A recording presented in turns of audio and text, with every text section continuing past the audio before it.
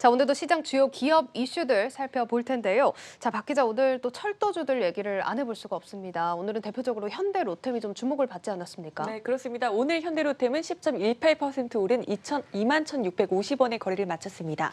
어제도 14% 상승 마감한 데 이어 이 거래일 연속 좋은 흐름을 이어가고 있는 거고요.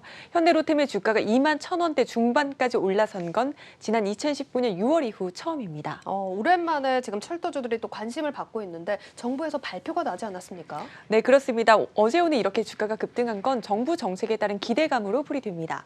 정부가 2025년까지 KTX 사업에 70조 원을 투자하겠다라고 밝히면서 철도 산업 대장주인 현대로템이 주목받은 것으로 풀이됩니다. 네, 일단 정부가 70조 원 투자를 예고를 한 모습입니다. 그래도 아직 구체적인 투자처가 공개된 것도 아닌데 이렇게 기대감을 받고 있는 모습인데 현대 로템이 또 특히나 주목받는 이유가 있을까요? 네, 어제 문재인 대통령과 변창흠 국토교통부 장관 등이 저탄소 친환경 고속열차인 KTX 이음을 시승을 했거든요. 네. KTX 이음은 현대 로템에서 제작한 국내 첫 동력 분산식 고속열차입니다.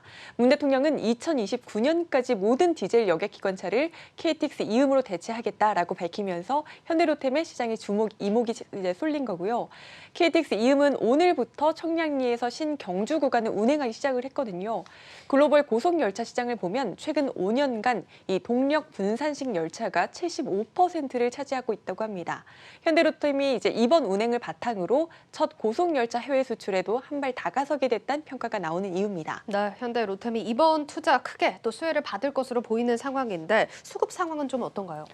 네, 지난달 마지막 주부터 어제까지 외국인이 4거래일 연속 순매수하고 있고요. 규모로는 119억 원 정도 됩니다. 이 기간 기관은 96억 원 상당을 순매수했고요. 한편 개인은 235억 원가량의 주식을 순매도했습니다. 4거래일 연속 지금 순매수를 하고 있다라고 한다면 이번 이슈가 전해지기 전부터 매수세가 들어온 거네요. 네, 그렇습니다. 본업은 안정되고 있고, 네. 신사업에 대한 기대감도 커지고 있기 때문인 것으로 풀이가 됩니다. 일단 본업이 안정되고 있다라고 한다면 그동안은 좀 본업이 부진했나 봐요. 네, 그렇습니다. 현대로템은 사실 2018년과 2019년 2년 연속 적자를 내던 기업입니다. 지난해 1분기 흑자 전환에 성공을 했고 3분기까지 누적 매출 1조 9,267억 원, 영업이익 711억 원을 기록을 했고요.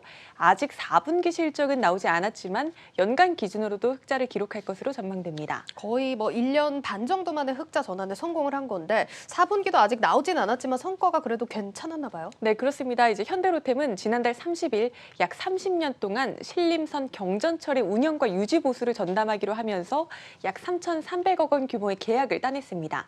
지난달 22일에는 K2 전차 양산 계약을 맺었고요. 규모로는 5,300억 원 정도 됩니다.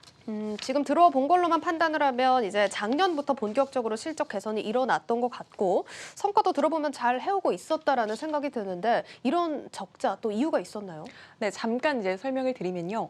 EPC라는 게 있는데 EPC라는 건 설계에서 자재 조달, 시공까지 일괄적으로 진행하는 방식을 뜻합니다.